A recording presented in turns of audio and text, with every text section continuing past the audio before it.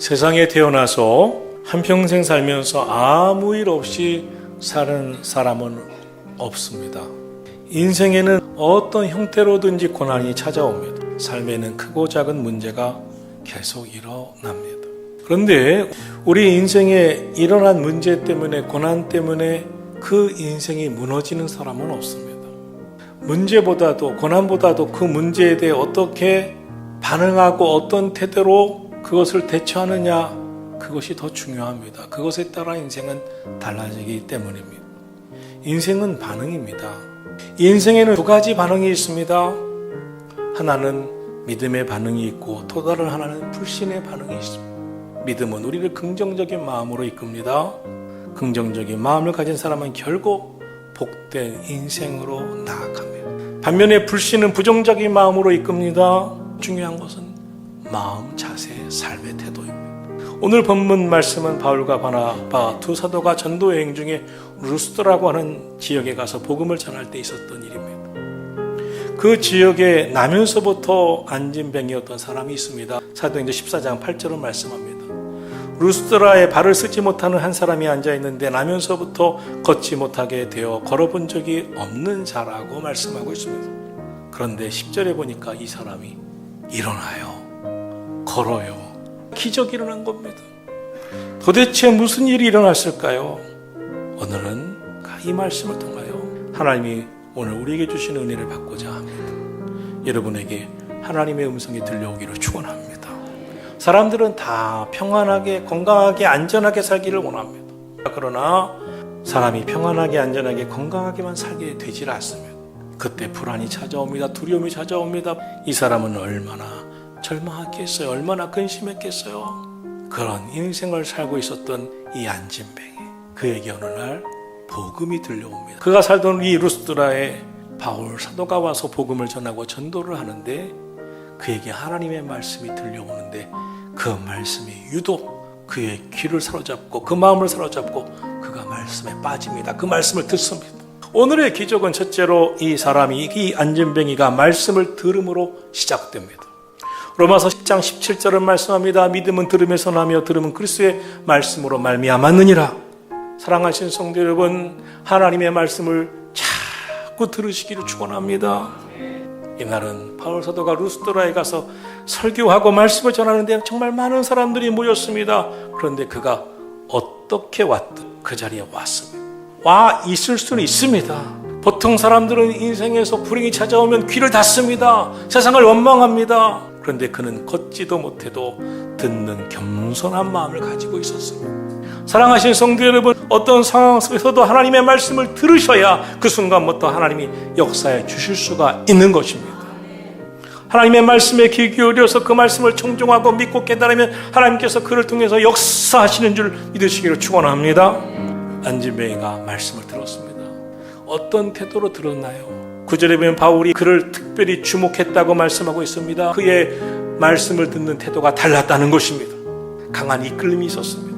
왜 그런 일이 일어났을까요? 둘째로 이 사람이 걷게 되는 기적은 그에게 구원받을 만한 믿음이 있었기 때문입니다. 그에게는 구원받을 만한 믿음이 보였습니다. 그는 달랐습니다. 무엇이 달랐을까요? 이 안진뱅이에게 다른 사람에게 보이지 않는 것이 보였으니 믿음이었습니다. 구원받을 만한 믿음이 보인 줄로 믿습니다. 예수님도 말씀을 전하시고 기적을 행하실 때 주목하셨던 것이 있습니다. 마태복음 8장 10절에 보면 내가 진실로 너희에게 이르노니 이 백부장 이스라엘 중 아무에게도 이만한 믿음을 보지 못하였노라. 예수님의 눈에는 백부장의 믿음이 이만한 믿음이 보이셨다고 했습니다.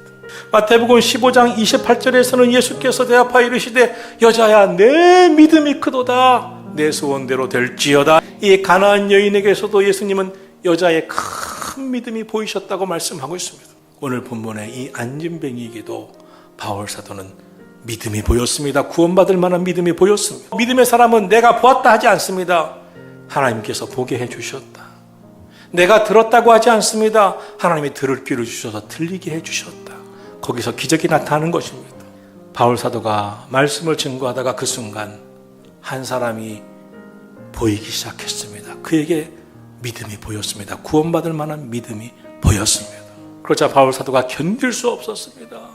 외치고 싶었습니다. 선포하고 싶었습니다. 그래서 외칩니다. 내 발로 바로 일어서라. 오늘 안진뱅이가 일어서는 기적은 셋째, 내 발로 바로 일어서라 하는 바울 사도의 선포에 안진뱅이가 말씀을 받고 말씀이 떨어지자마자 그 말씀을 붙들고 일어나 걷게 되면서 일어난 기적이었습니다. 이 말씀이 떨어지자 이 안진뱅이가 반응합니다. 그 말씀을 곧바로 받고 일어섭니다.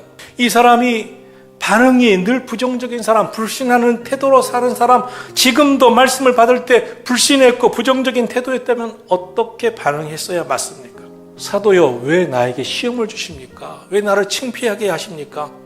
한 번도 태어나서 일어서 보지도 걸어보지도 못했던 나에게 무슨 말씀을 하십니까? 하는 게 정상입니다. 그러나 그는 그렇게 반응하지 않습니다.